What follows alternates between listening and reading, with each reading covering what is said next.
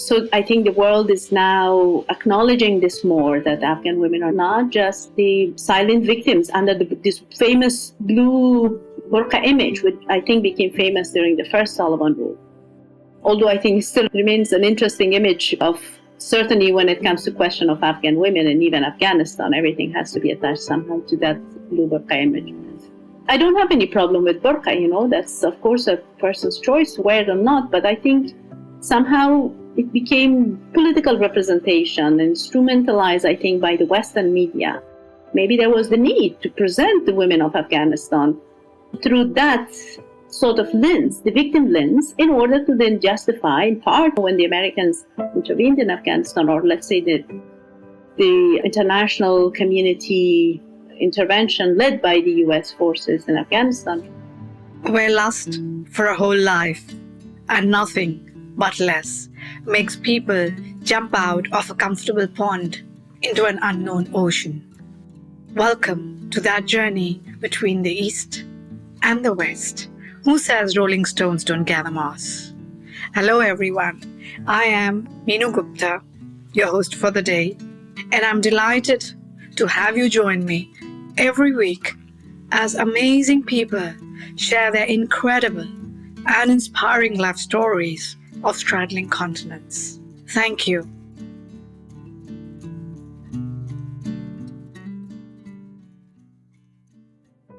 Today, I was in a dilemma of where to start. But when I saw the following lines in an article published by my guest, I knew that today's episode will be a dedication to not only the author of the following lines, but also the countless victims of the Taliban regime in Afghanistan. And the lines go like this. Let us welcome the day when I open the cage, take my head out of this isolation and sing in a drunken state. I'm not that weak willow that trembles with every wind. I am an Afghan woman, aptly screaming all the while. These lines, translated from Farsi, were written by Nadia Anjuman, a young poet who is no more. After the fall of the Taliban, she attended the Faculty of Literature and Political Science at the University of Herat. Surviving the Taliban era in 2005, Anjuman became a victim of domestic violence and was killed by her husband because she wanted to continue her participation in the literary circles which he had prohibited. My guest for today can throw more light on life in the Taliban regime. She lived through it partly. In fact, in one of her write-ups, she actually akined the Taliban regime to the coronavirus. There are many ways I can introduce my guest, Huma Saeed. With her background, experience, and multiple roles she has played in her work and personal life, I can actually think of one label which I can actually definitely begin with: activist. And then she's also a doctor of criminological sciences with over 20 years of experience with local and international organizations, including the United Nations. Her main research interests and expertise include transitional justice, victims' rights, and empowerment, gender justice, and qualitative research. A published author and adjunct lecturer on peacebuilding and war crimes at the University of Sant'Anna in Pisa, she brings a wealth of perspective to the table. Thank you for joining me today, Huma. A very warm welcome. Thank you very much, Meenu, for having me. In one of your articles, in I think it was 2020 or 21, you wrote, just like the sudden and unexpected emergence of the coronavirus 24 years ago, the advent of a religious political movement called the Taliban took Afghans by surprise. They too imposed quarantine measures not to contain a virus, but to contain immorality in society. So what came to my mind when I read, of course, a lot of things came, first one was it so sudden? Well, the return of the Taliban to, let's say, the political landscape of Afghanistan was expected already in some form because there were negotiations, as they call it, the intra-Afghan negotiations. And before the intra-Afghan negotiations, there were negotiations between the US government and the Taliban. There was already the Doha Agreement that was signed in February 2020. And most Afghans expected a transition, a political transition, because international forces were going to leave Afghanistan, and that obviously there was expected to be a new form of maybe governance and transition. And I think many thought that the Taliban would be incorporated in that government during that transition phase. It was never discussed exactly how it would look like. Those were part of the negotiations, part of the discussions, which was not an easy process between the Taliban and the representatives from the Afghanistan former Republic government, Islamic Republic of Afghanistan. They had not really reached many agreements. From what we know through some accounts, they had barely even agreed on some of the initial principles of the negotiations. So it was expected, but certainly in the form that they eventually took power, in the form that they started gaining control of one province after another in a very rapid form that took everyone by surprise, not just Afghans, but also the international community, literally everyone. And at the end, we basically witnessed the chaos we witnessed in August 2021, and in onwards, but especially as of that date, what happened. I remember the images. I was not living there, but I remember the images of what was happening in the capital, Kabul, in terms of traffic, both of human and art traffic, and the fears that many people had because nobody knew what is going to happen. And then the escape. I think hardly we can see those images somewhere, comparing it at the time with the situation in Vietnam when the US left. So yeah, it led to those really sudden, I guess, very sudden and unexpected situations, and particularly the way that the Afghan civil society, human rights, intellectuals, many Afghans, more than 150,000 Afghans were evacuated during those first days in August, following the return of the Taliban, and then people continued to leave the country. So yes, I think in all this, it was totally unexpected. Right now, when you mention about the escape 150,000, you're talking of the second round of the Taliban when they just came around a couple of years back. Absolutely. Yes, absolutely. Because when we talk about the Afghans leaving Afghanistan, we have to always keep in mind that there have been several waves of Afghan migrations globally, starting with the coup d'etat in 1978. Each phase of political transition in Afghanistan has seen a phase of Afghan relocation globally, mostly in the neighboring countries, Iran and Pakistan, but really everywhere. You were switching between Afghanistan and Pakistan at that time during the first, when I'm talking of 1990s and early 2000s. And tell me more about the women and how they managed, because I read the article that you penned and of the amazing creative ways women tried to pursue education during that time. I'm assuming it is in the same now. What was it like then?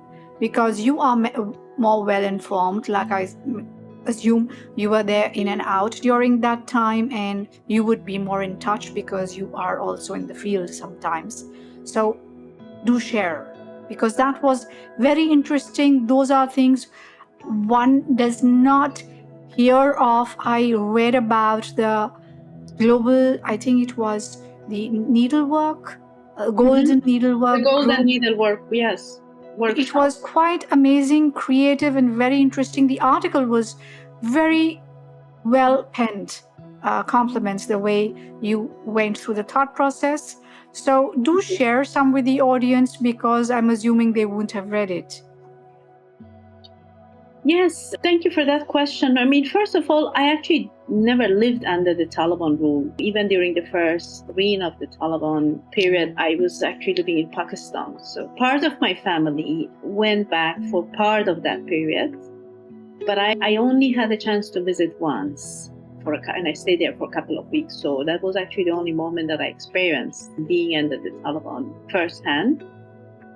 But what I know is through the accounts of family members and some others who live there, and they tell me what was going on exactly. What is really amazing indeed is I'm always fascinated by the resilience of Afghan women. And I think during the first Taliban period, as in this period, we have witnessed how they have been resilient despite all the restrictions that have been imposed against them. In the question of resilience actually crossed my mind even more, struck me even more during the COVID period. That's why I was prompted to write this article, because I was living in Europe during the COVID period, and I saw how people were complaining about all sorts of limitations that were imposed. And I was thinking, because that by then Afghanistan was, or part of that Afghanistan was already under the second Taliban rule, there were already restrictions. And I was thinking, okay, that's how half of the population in Afghanistan lived for 5 years, and we don't know how long more they're going to live with all these restrictions.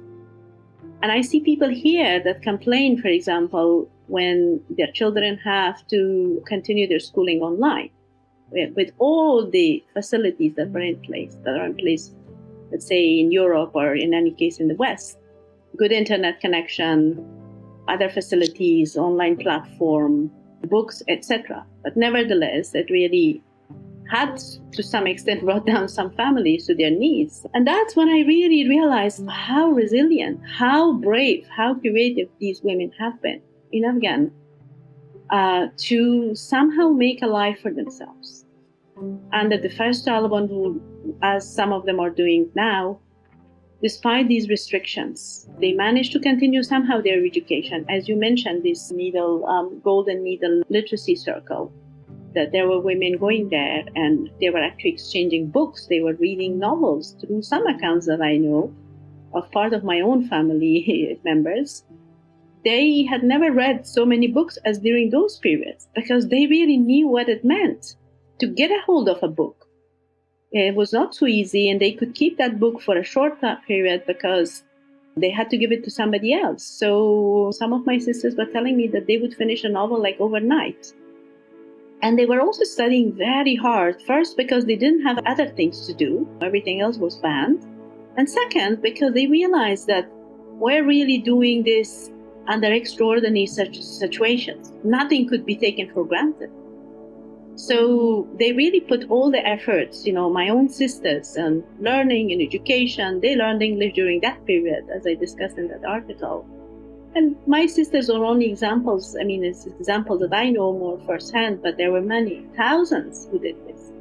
And the Taliban first period came to an end. Many of these girls were able to then continue in schools with their education. So we know that those home-based schooling, often led by brave women and brave men as well, and we have to acknowledge that, because I think that this struggle for equality, for gender equality, cannot be taken forward just by women. We need, especially in a society like Afghanistan, we need the support of our fathers, our brothers, our uncles, our grandfathers, etc., to be able to really realize that full and amazing potential that women can have.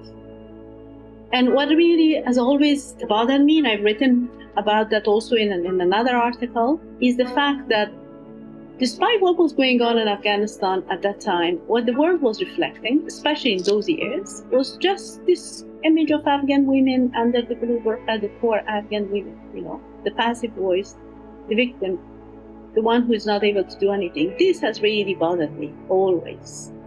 It is happening to a lesser extent now, in part because so many Afghan women, either from inside Afghanistan or Afghans in diaspora, they are raising their voices, in part thanks to social media and opportunities that can be used now that were not at that time. So I think the world is now acknowledging this more, that Afghan women are not just the silent victims under this famous blue burqa image, which I think became famous during the first Taliban. Although I think it still remains an interesting image of, certainly when it comes to question of Afghan women and even Afghanistan, everything has to be attached to that blue burqa image. I don't have any problem with burqa, that's of course a person's choice to wear it or not, but I think somehow it became political representation, instrumentalized, I think, by the Western media. Maybe there was the need to present the women of Afghanistan through that sort of lens, the victim lens, in order to then justify, in part, when the Americans intervened in Afghanistan, or let's say the international community intervention led by the US forces in Afghanistan, in part, it was justified to liberate the women of Afghanistan. So maybe, I don't know, there was also the need to create this image in the first place. But anyway, so what we see today is the same bravery, the same creativity, the same resilience that say, we know we're going through a very difficult period, but we don't give up. We do what is possible, what is in our hands. Of course, there are also many tragic realities of forced marriages, increase in forced marriages, young marriages, suicide rates. Those unfortunately are happening, as they were also happening in the 1990s. But at the same time, there is the other side, the resilience, the resistance, the continuation of education through one form or another.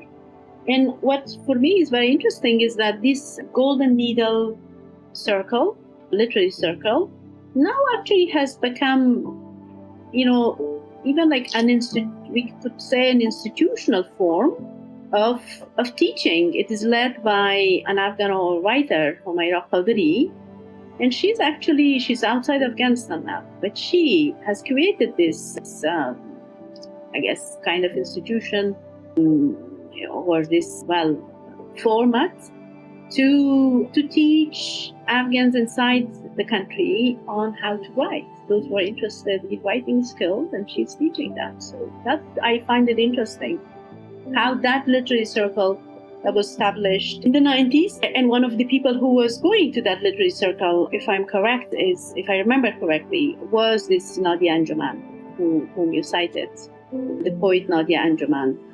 So that in a way continues in a different format and continues to produce Afghan writers. And I think, these are like some telling examples. You mentioned that the image of women in blue burqas became the image of the situation in Afghanistan. In essentially, there's an image on a map, and that's what for the rest of the world. Unfortunately, it is always the case, Huma, very unfortunate, that a country is always a mosaic of many parts, and then there is one part which is picked up by media because it is what they would like to look at more closely, or this is so different from them that it attracts their eyeballs. So differences can either scare or increase curiosity in human beings. Having said that, as you rightly said, became the image. Therefore, we are talking to bring out the different aspects of a country. As in a human being who's made up of so many different aspects, so is a country of that many aspects. We cannot say this is Afghanistan or this is Germany or that is the US, because that's so many other parts to it. Indeed. So those labels, unfortunately, should always be taken like that. It is a label belonging to only one part. So when that is taken like that, it becomes more justifiable in the longer context. Having said that question, for example, the network that you mentioned, the golden needlework, at that time the internet was not happening. People had no access. What happens to the women and people nowadays, or the men who are trying to help the women, when information of like this gets out, that these are the women who are trying to educate themselves by these means? So what happens to those women?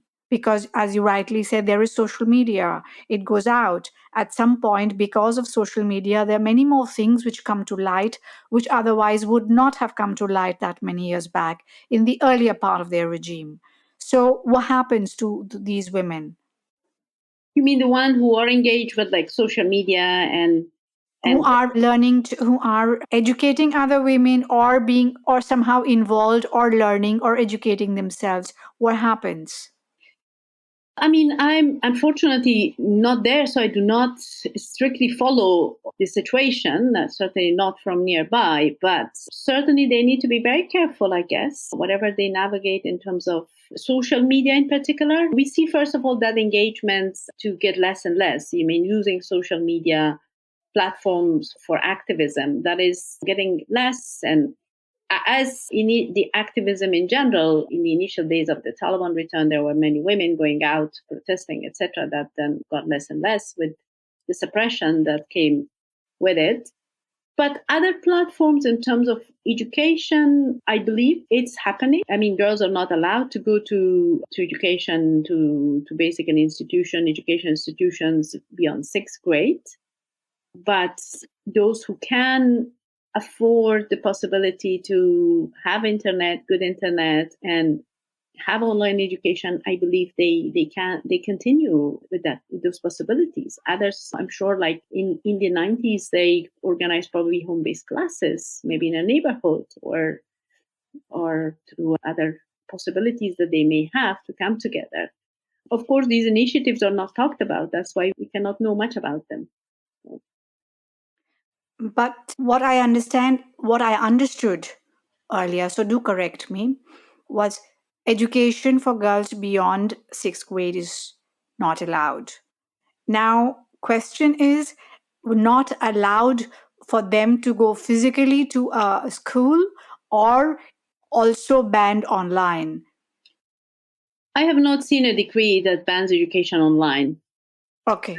There's certainly they're not allowed to go to institutions, and in fact, one of the reasoning that they give the authorities, de facto authorities in Afghanistan, is that we do not have a good infrastructure in place to ensure segregation of girls and boys or male and female teachers, because they always say that in principle they're not against girls' education, but that we don't have the right situation right now. So, but I haven't seen a decree that they've also banned online education. Okay, so this technological era that we have right now is a boon, at least to alleviate a little bit of the issue, a little bit, because there's nothing which can completely replace a physical system. But yes, somewhere the mind can go on. Yeah, absolutely. So there's freedom in the mind, at least. Actually, freedom is a privilege. I've written about that. A large part of the world is unaware of the privileges they live in. When they have a roof over their heads, they don't have bombs dropping around them, the privilege to walk out of their house, knowing that they can come back home and they will come back home. It's a privilege. It's a huge privilege, actually. Indeed. Yeah. Having said that, coming to the next one, there was another article you wrote about the time when the US was actively involved in the governance of Afghanistan. And you mentioned externally the US led coalition forces prioritized their perceived immediate geopolitical interests over justice. And in effect, the United States reinvigorated warlords who had been militarily defeated and politically relegated to obscurity under the Taliban. Now, as history has shown, unless the demands of war victims for justice are addressed and some measures are undertaken to reckon with the past, peace and instability cannot prevail in any country. And Afghanistan is a case in point. In after 20 years, and the expenditure of trillions of dollars on a military campaign and patchy work towards state building and democracy, the country has neither justice nor peace. So this is a part that was part of the longer publication that I read, which you had penned, was very interesting and a very interesting perspective. Can you expand on this for the audience? Because, as I mentioned, we'll have many other perspectives which may not match this. You've been actually in the field. What I understand, you've been going there and even talking and interacting with the victims, so to say. So do share more. Yeah, thank you. Well, my field of study, doctoral study in criminological sciences, has been really focused on transitional justice and specifically focusing the case of Afghanistan. So indeed, as you said, I've been there also for periods of field work, and specifically I've interviewed war victims, but also experts, civil society, government officials, etc., as to how, as a society, Afghanistan should deal with its bloody past. Unfortunately, what we have seen over the past 4.5 decades in Afghanistan has been war, conflict, different phases of political transition, without any measure of justice and accountability. And Afghanistan is a country that has a really large percentage of victim population.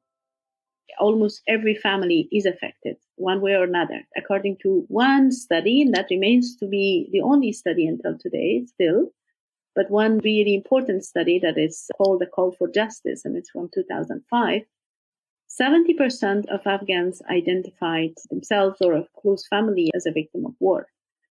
So Afghanistan in the early 2000s, when following basically the US-led coalition removed the Taliban from power and an interim government was established, there was a moment, before the establishment of an interim government, there was what later became known as the Bonn Conference. It was not a peace process, but it was a conference where it tried to bring different Afghan factions together to discuss the format of the new, let's say, Afghanistan, the new government. But it did not have the Taliban, and now many say that was actually a mistake. They should have also included the Taliban, because what then happened was that the Taliban regrouped, and then we saw what we saw later, 20 years later. However, in that Bonn conference, one of the issues that came up was a question of transitional justice, human rights, how to deal with the past. And already during the Bonn process, because many participants in that process, or significant part of the participants, they were warlords, people who had committed crimes in the past, but also people from the regime before that, from what is known in Afghanistan as the PDPA, or People's Democratic Party of Afghanistan regime, who had also committed many crimes. These include mass murder, disappearances, killing, arbitrary killing, bombardment, etc. And all sides have been implicated in this, all sides in the Afghan wars, as well as internationals, so not just the Afghans. And during the Bonn, there was already, warlords in particular were already not happy that we addressed Afghanistan addresses its past. An important decision was made to establish the Human Rights Commission, the Independent Human Rights Commission, but it was also discussed as part of the Human Rights Commission's mandate to try to understand from the perspective of Afghans as to how to deal with the past. And that's how the Afghanistan Human Rights Commission came up with this document, the Call for Justice, which gathered the perspective of 6,000 Afghans from inside Afghanistan and in Iran, Afghans in Iran and in Pakistan. That's why that document remains so important, because we don't have another one that has gathered the perspective of 6,000 Afghans, as a sample population on such important issues. And based on that, an action plan was developed called the Action Plan for Peace, Justice, and Reconciliation. It was really an important action plan. It had different aspects to be addressed in the transitional justice process in Afghanistan, including reconciliation, including accountability, including truth-telling, including some institutional reforms such as vetting, etc. And it had like a 3-year timeline to be implemented. But in that 3-year timeline, very little was implemented. Only some symbolic measures were undertaken. And nothing major really happened until then an amnesty law was passed in the mostly warlord-dominated Afghan parliament. They passed an amnesty law that became official in 2009. It was gazetted in 2009. And throughout this period, particularly, some countries, but particularly the United States, they were of the opinion that it was not the time for Afghanistan to address justice, to deal with the question of justice. We must now focus on first securing peace and stability. Justice is for the days later, after we secure peace and stability. But this argument, that's why in my article I discuss this through hegemonic power discourse. Why? Because on the one hand, the call for justice that gathered the opinion of 6,000 Afghans, it showed us that not only so many people identified themselves as victims, as war victims, meaning Afghanistan as a society has a huge percentage of war victims that probably is not comparable with many countries. But also, everybody wanted justice, the majority wanted justice, in both accountability, in both judicial and non-judicial forms. The demand for justice was very high among Afghans. So on the one hand, this is what the population wants. In a way, if we can put the term like bottom up, this was the view from the bottom up. But on the other hand, the US-led coalitions, but also elements in the Afghan government, because by that time the Afghan government also had many ministers who were former warlords, who were enabled thanks to the US contribution to be back in power, because they said, well, we need these, our old friends, because they will help us in our war against terror, against Taliban, Al-Qaeda, etc. So they were enabled. They were not only there was any question in terms of accountability, what they did in their past, and they were implicated in a bloody civil war, etc., etc.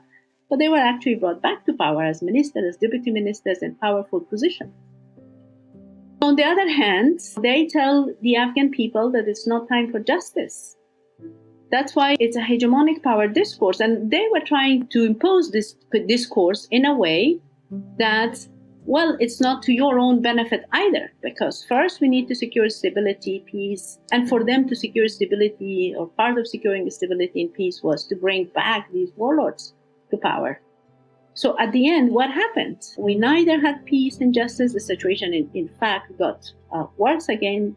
The security Afghans continued, the civilians, the Afghans continued to pay the heavy price over the last 20 years. We continue to have violent conflict, especially with those suicide attacks, but also other forms of gross human rights violations, including, for example, land grabbing, that many warlords and others in power were involved in that. That I call in my studies and research, I call it economic state crime. So the violations continued, and Afghans neither saw justice neither saw peace and stability nor justice. And as it has been in other contexts, other countries, that unless we deal with the past, but not just symbolically, not just dealing with some symptoms, but actually trying to address the structural issues, we are doomed to really achieve peace and stability, let alone justice. Actually, it's interesting, and while you were talking, I'm a visual person, so therefore the line came up to me as a visual. For a human being or a country to move forward, as you rightly said, the past needs to be resolved, which means if you have a visual, if you have a heavy bag which you are carrying, and you say, okay, now the doors are open, we walk out with that heavy bag, how do you walk into the future till that bag is sorted out and left empty, at least? Then you can walk forward and make a future and create more bags. Yeah, indeed. Yeah, I think that's a very good analogy. The same for human beings as much. I equate a country is made up of people, and a world is made up of countries. Similarly, we have human beings. A human being is made up of that many parts. Some we know of logically, and there's a whole world inside each of us. If we had to really, and that's an analogy, we are a whole world in ourselves, so to say, and how our body cells miraculously function together as a miracle that a human being is something which is remarkable. I don't think a human being can, or AI can put that together. Indeed. at our levels.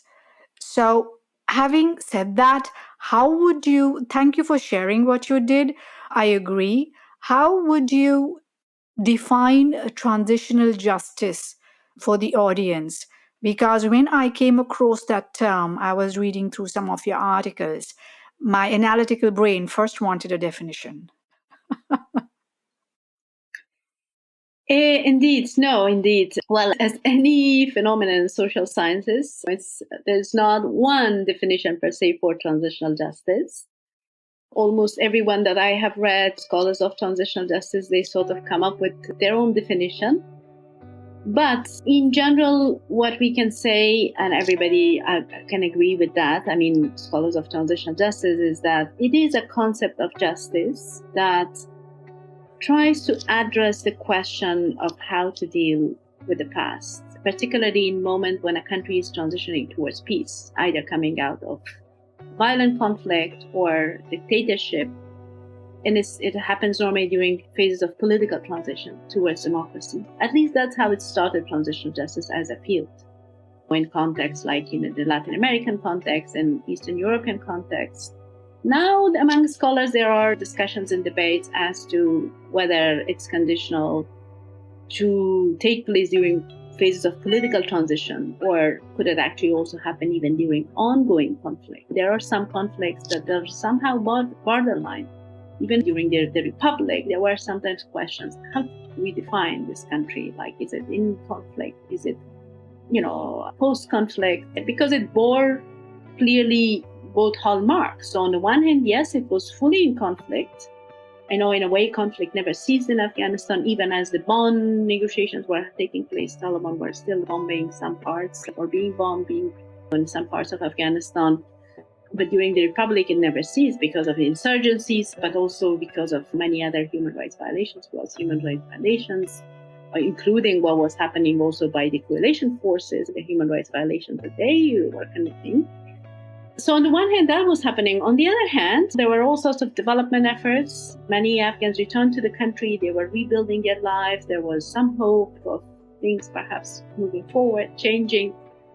And therefore, in these situations, it's a question of whether we were still trying to do, or civil society in Afghanistan, they were still trying to do some measures of transitional justice. So now, in academia, there is a new term as to doing transitional justice basically in paradigmatic contexts, like Afghanistan. So, but in any case, yes, it is basically this measure of justice that needs to deal with the bloody past, and often there are different pillars in transitional justice. There is the accountability pillar that gets done through national or international or sometimes hybrid tribunals and courts. There are, the truth-telling pillars, the reparations pillars, institutional reforms pillars, and each and every one of them then have its own, of course, challenges and mechanisms. But when a country does implement transitional justice, it normally have to be some kind of official measures. For example, a truth commission is often established through an act of parliament or a presidential decree. It is different than the other work of documentation that normally gets done. Documentation can happen like as it's happening, for example, in the context of Afghanistan or in Latin America and many other contexts. People were documenting even when there was no truth commission. And for example, in Latin America, those documentations proved very useful when there was a truth commission, because a truth commission can use that kind of work of documentation. But as a body itself, it has to be an official body established by one of these mechanisms. And the same with reparations. These are all huge discussions. Different countries have done it in different ways, of course, depending on the circumstances. And all of this is done with the aim to be able to move forward as a society, to be able to reconcile as a people, to be able to develop basically a new form of social contract, a country where people can live together. And of course, this is an extremely challenging field of theory and practice because it's full of dilemmas and it's never perfect. Somebody is always unhappy.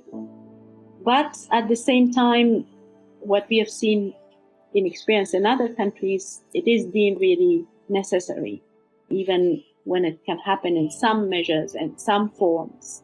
And the role of civil society in victims' participation is really crucial. So, I agree. And similarly, the way it was done for the Holocaust, the panel, etc., was set up. And you're right, one cannot reconcile the mind without reconciling the heart. That would not really work and would not bring a country to a wholeness which can ensure whole steps forward towards stability. So the word stability is actually very directly related to transitional justice.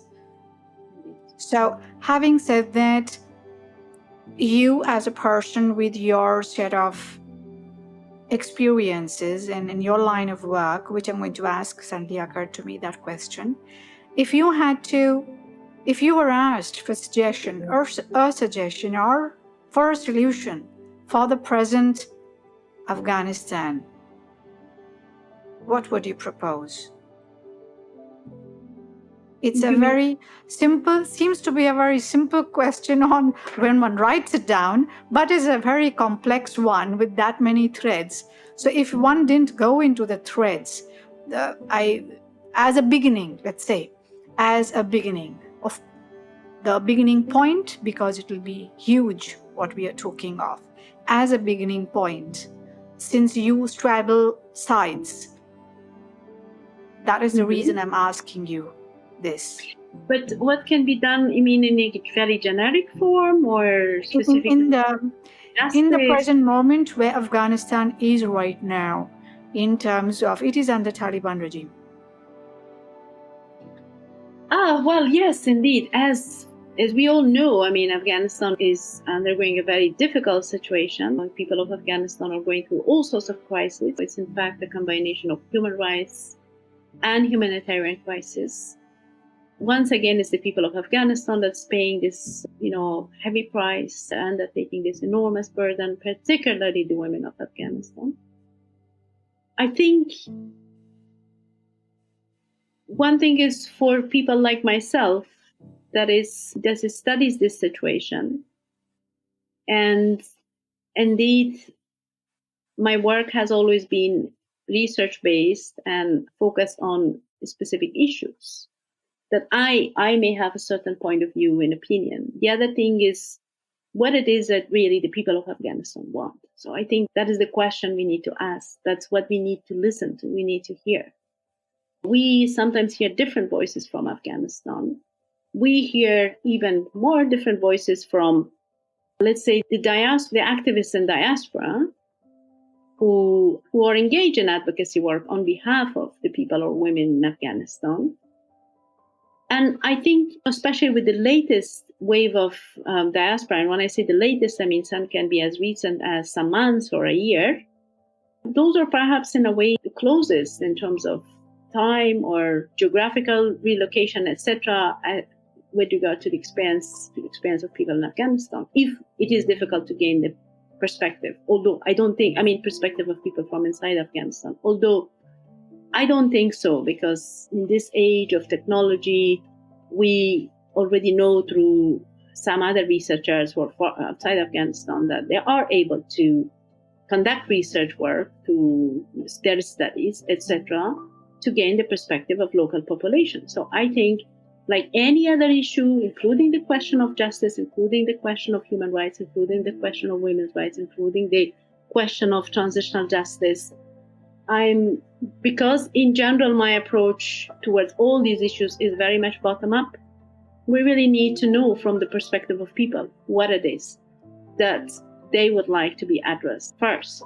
Or if you want to engage in a process of transitional justice, for example, one day in Afghanistan, which I hope that would be the case, we really need to engage the affected communities, the war victims, from the very beginning in the process, towards all its stages, from the very beginning of what justice means for them, what human rights means for them, what needs to be done. So, but of course, right now, given the humanitarian crisis, that is really significant. Poverty, unfortunately, could lead to all sorts of other critical situations, and Afghanistan is experiencing a very sort of unprecedented level of poverty, at least in the last couple of decades. That needs to be addressed through whatever means that is possible under the current situation. Now, many organizations, international organizations, they use this phrase of a principled engagement, like doing their humanitarian work in a principled, through a principled engagement or framework in a way that it would reach to the people of Afghanistan without benefiting necessarily the de facto authorities. So, of course, I think that's key, that it should continue, that support, that effort. But above all, I mean, one issue, whenever it comes to enhancing socioeconomic conditions of people on the ground, and this is something that has come up over and over in my own research, whether for PhD, but also in some other evaluation work that I've done as a consultant, is that... I'll interrupt you here, sorry. Sure. All this, the way we are going and talking here, all this is only possible if the Taliban are not there. But the Taliban, we are talking of transition, but the Taliban are there right now. So now my question is, you said one needs to hear the voice of the people. The few people, because I cannot even begin to say they are a sample of people, the few people that I've had the privilege of talking to, who are originally from Afghanistan, say very clearly the people want to live. They do not want war. They want to live. They are tired. And that's a voice of not only people from Afghanistan, those are the voices I'm hearing from Palestine, Israel, Egypt.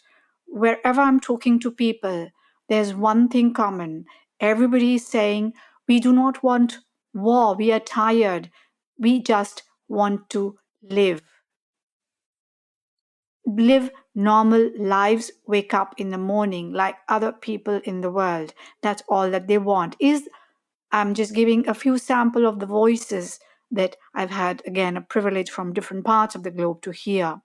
Having said that, the problem right now, the one line problem is right now there's a Taliban regime.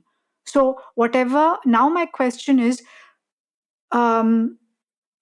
external interference welcome? Number one.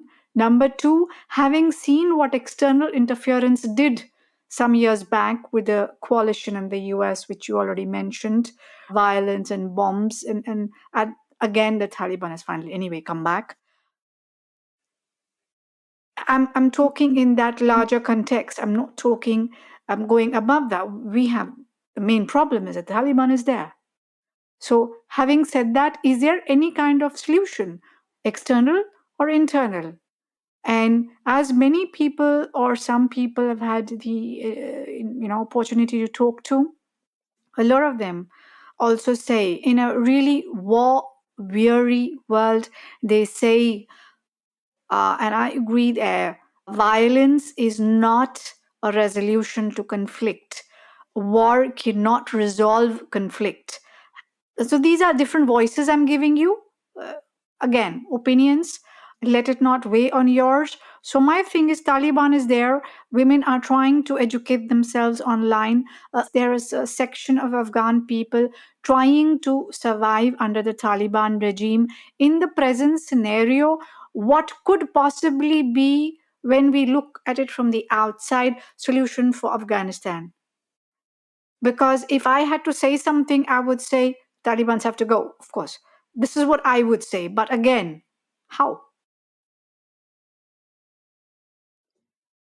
Well, yes, I fully agree that the people of Afghanistan, the one thing that they're definitely tired of, and they've said it over and over, is war and conflict.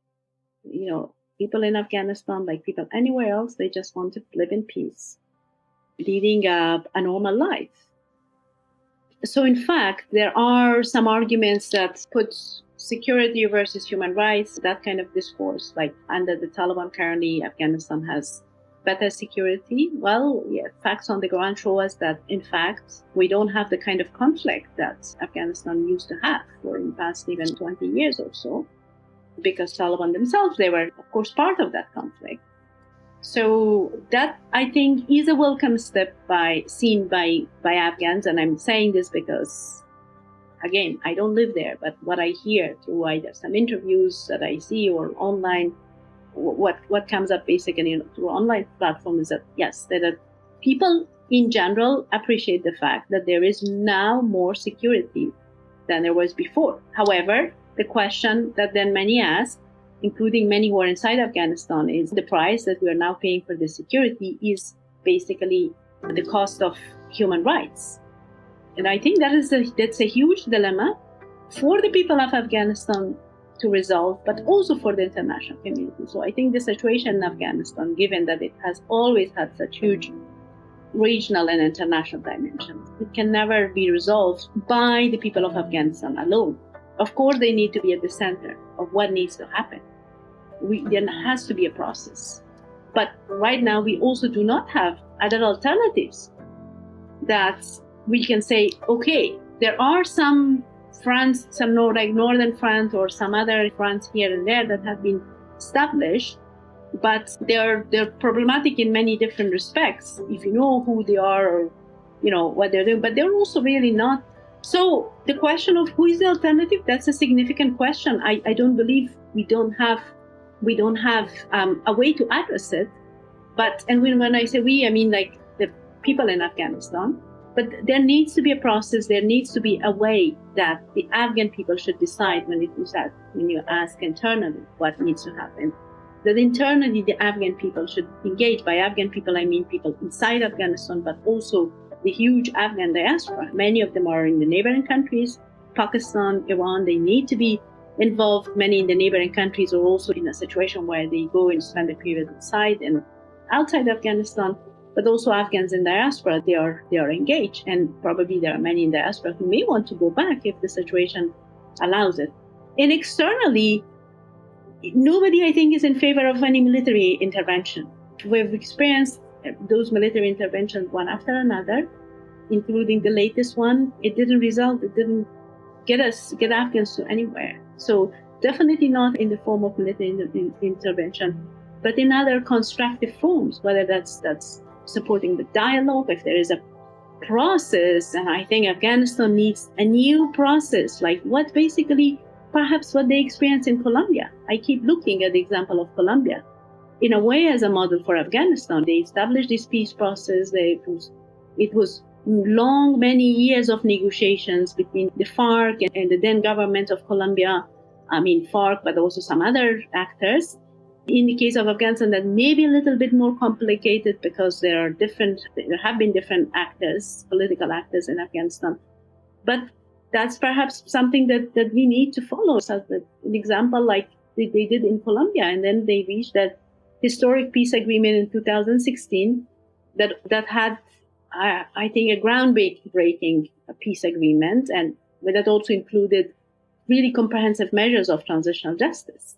And the country is currently implementing that. It's not maybe going in the ideal direction. There are people who still criticize it, but these processes, they're always like that. And I think from what we know, Colombia has taken a giant step towards a more stable country. I believe Afghanistan perhaps need a model like that. And also in the Colombian process, I think the role of international community was very constructive, whether as facilitators in the peace process, as the countries that host it, or from providing technical capacity, maybe financial assistance, in all other diplomatic pressure, etc., the role of governments, but also international organizations, for example, ICRC, etc., that can play a role. I think definitely that is needed. So I would say, yes, that kind of a process is needed. How to start, from where to start. These are not easy questions. The UN right now is involved it has undertaken these Doha meetings, Doha process, as they call it. There has been an independent UN study as to how to move forward. But we don't see that many practical steps in a way that so far has helped improve the situation on the ground. Okay. There's a lot more actually I would like to know, but if I try to wind up in ask you, coming back to the one of the things which you said earlier, that many years back, that the image that the world saw was the women in blue burqas, and that became the image of Afghanistan that stuck. If you had to provide, before leaving our session today, another image, again, that image cannot represent the whole country, it's a mosaic. If you had to provide another image of the country and leave that behind for the global audience listening in, what would that image be? Well, I would like to provide an image of a beautiful Afghanistan because it is a beautiful country. Speaking of the natural beauty of the country, I've traveled to some parts of Afghanistan, not all of it, but where I have seen what I have seen with my own eyes, it's really beautiful. And I think part of Afghanistan's beauty also lies in its diversity.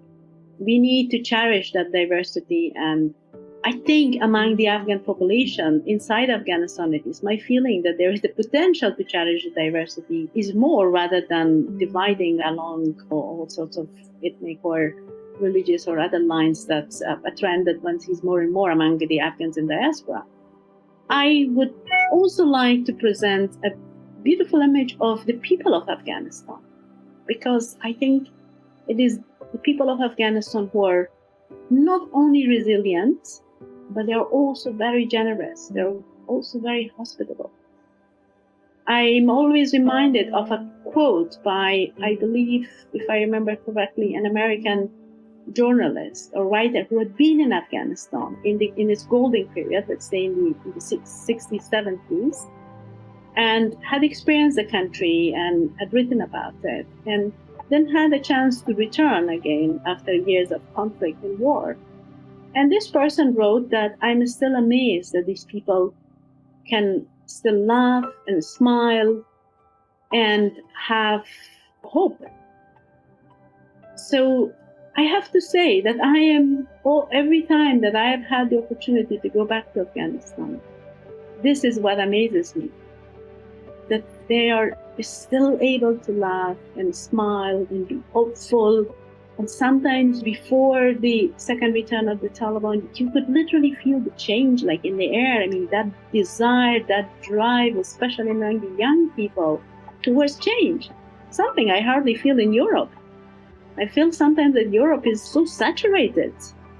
Maybe the comfort in a way, although Europe today is also some of the war, etc., it's changing. But I remember coming back from Afghanistan when I was going for my field work during those years, coming back, this is like about 10 years ago or so, more hopeful. My colleagues would tell me, well, you have changed.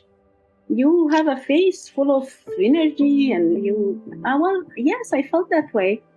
I have a very strong bond and connection with my country. As I always say, I cannot laugh in that same way anywhere else except in Afghanistan. I don't know what it is that drives it, when in part because you don't need somebody to translate jokes and those cultural expressions, but the way people make me laugh, the way some of those expressions and jokes and just, hospitality and the way you can connect. Of course, yes, it's my country and I love it and I really care about it. But it's not just that. I think it's also the people, the young people that you could see that drive for change, and the people who, despite, the danger that some of them knew, anybody living in Afghanistan at that time, they knew that they would leave in the morning and in the evening, maybe they would not return home because that had happened to many. And unfortunately, to many young Afghans as journalists, as students, as government officials, etc. But they continue to work, and that unfortunately now is less the case, obviously, if not completely gone. But I think that there is a beauty in the heart of Afghan people, that it's not just me telling it, but any also non-Afghans that I've known. And some I've asked, what do you mean when you say I fell in love with Afghanistan? What does that phrase mean? And they say, well, it's the people. The people is really special. So, yeah. Yeah, very nicely put. It is the people. And yes, when we're talking of the loss of innocence and purity, which changes. And so Afghanistan would be a mother country for you or a father country? Strange Uh, question, I know, but suddenly it occurred to me. uh, I mean, it's a mother and father country, biologically speaking, but in our language, in our poetry, Persian poetry, we often, when we talk sometimes about love, a certain kind of love, we talk about the love towards the mother and the love towards the motherland. Yeah. So, yeah, it's That's what I meant, because the way you spoke suddenly of Afghanistan, that was a person speaking who's been nurtured in the womb of the mother, and in this case, the womb of Afghanistan. So it's a pull of the roots, and you carry the roots with you wherever you go. So you can take a person out of a country, you cannot take the country out of a person, generally speaking. indeed. I fully agree. Yes. Wonderful. Thank you for joining me today, Huma. It's been a pleasure. And carry on whatever you are doing. And I'm assuming, towards the end, can I safely assume that the line of work that you took is because of the situation in Afghanistan and from where you came, the instability there? I'm assuming, because it has happened, many of the peace builders I've spoken with, generally because of their experiences while they were growing up, they were led into the field, or in a way you would say the field chose them. Yeah. So I'm assuming after hearing you, it would also be the same, right? Absolutely, yes. In fact, sometimes I wonder myself if the situation developed differently in Afghanistan, or if my family even made certain choices in the sense that they decided to leave Afghanistan when I was very young and I was raised and grew up abroad. Which field would I have chosen? Perhaps something, I don't know, different. But I think it's the circumstances that, in this case, indeed chose me to be in this field. And I am also in it because it is very important, I think, for people like myself to be involved in the process. We often are critical of the role of outsiders in making decisions for our country and people.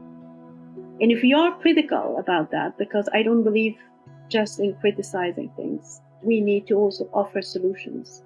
And we need to be part of the solution. So I feel like it's not enough. As a scholar, I also consider myself a scholar, as a researcher, as a scholar. It's our also responsibility to study, to understand, to analyze, and to propose some solutions as much as it's possible, not just criticize the outsiders taking that side of colonial perspective or this or that. So I think when it comes to my research and academic work, that is definitely my take, and it draws me. And when it comes also to other works, human rights or gender justice as well. Indeed, yes, I think it's difficult. It's a difficult work, difficult focus, but I think it's necessary. It reflects who you are and where you're going. Very nice. That is your path in life, and a chosen path, let me put it that way. So that's good, actually, because then you find the resolution on that path. Pities for those people who are in something they would not wish to be in. Because that's not providing the resolution of themselves as humans. So you are well on that, and have a wonderful journey. Thank you very much. I appreciate the opportunity to talk to you. Thank you for listening to the series Between the East and the West. Do subscribe to the channels mentioned on the site in case, of course, you liked what you heard. I am Meenu Gupta, the host of the series, and I'll be looking forward to your comments. We love feedback. Thank you once again. Namaste and bye-bye.